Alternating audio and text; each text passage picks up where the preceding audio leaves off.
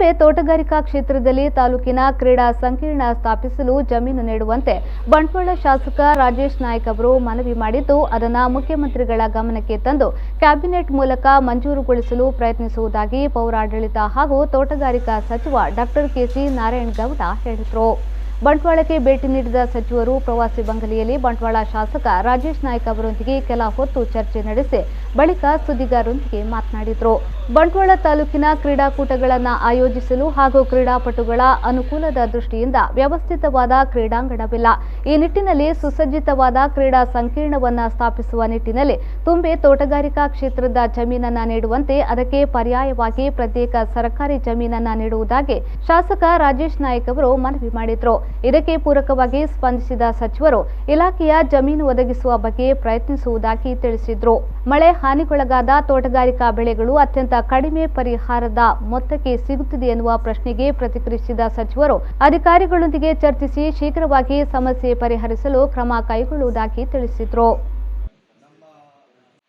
ರಾಜಕಾರಣದಲ್ಲಿ ಸರಳತೆ ಸಜ್ಜತೆ ಇದು ಉಳ್ಳವರು, ಯಾಕೆಂದ್ರೆ ಅವ್ರು ಯಾವುದೂ ನೋಡಿಲ್ಲ, ಸ್ವಂತಕ್ಕಾಗಿ ಏನು ಕೇಳಲ್ಲ. ಭಗವಂತ ತುಂಬ ಒಳ್ಳೆ ಬಿಸ್ನೆಸ್ನಲ್ಲಿ ಮತ್ತು ಶ್ರಮಜೀವಿಯಾಗಿ ಅವರು ತೋಟ ಮನೆ ಪ್ರತಿಯೊಂದು ನಾವು ಈಗಲ್ಲ 4-6 ವರ್ಷದಿಂದ ನೋಡಿದ್ದೀವಿ. ಈ ತಾಲೂಕಿನ ಅಭಿವೃದ್ಧಿಗಾಗಿ ಪುರಸಭೆ ಅಭಿವೃದ್ಧಿಗಾಗಿ ಅವರು ಬೇಡಿಕೆಯನ್ನು ತುಂಬ ದಿವಸದಿಂದ ಇಟ್ಟಿದ್ದಾರೆ.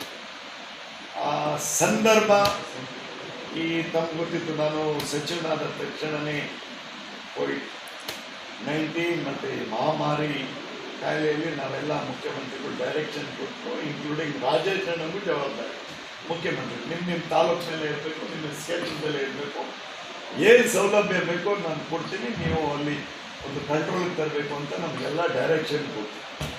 ಅದನ್ನು ನಾವು ಪಾಲಿಸ್ತಾ ಇದ್ದೀವಿ. ಅಭಿವೃದ್ಧಿ ಸ್ವಲ್ಪ ಡಿಲೇ ಆಗಿದೆ. ಖಂಡಿತ ನಮ್ಮ ಮುಖ್ಯಮಂತ್ರಿಗಳು ಗೊತ್ತಲ್ಲ, ತುಂಬ ಫಾಸ್ಟ್ ಇದ್ದಾರೆ ಕೆಲಸದಲ್ಲಿ. ಈಗ ದಿನ ಕೂಡ ಬಂದಿದೆ, ಈಗ ಒಂದೊಂದಾಗಿ ಅಭಿವೃದ್ಧಿ ರಿಲೀಸ್ ಮಾಡ್ತಾ ಇದ್ವಿ. ರಾಜೇಶ್ ಅಣ್ಣವರು ಚಿಂತೆ ಮಾಡೋ ಅಗತ್ಯ.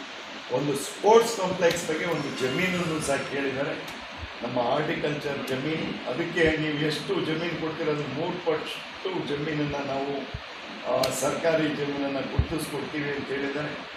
ಅಲ್ಲಿ ನಾವು ತಗೊಂಡು ಅಭಿವೃದ್ಧಿಪಡಿಸಿ ಇಲ್ಲಿ ಸ್ಪೋರ್ಟ್ಸ್ ಕಾಂಪ್ಲೆಕ್ಸ್ ಶೀಘ್ರದಲ್ಲೇ ಮುಖ್ಯಮಂತ್ರಿಯವರು ಗಮನಕ್ಕೆ ತಂದು ಕ್ಯಾಬಿನೆಟ್ಗೆ ತಂದು ಅದನ್ನು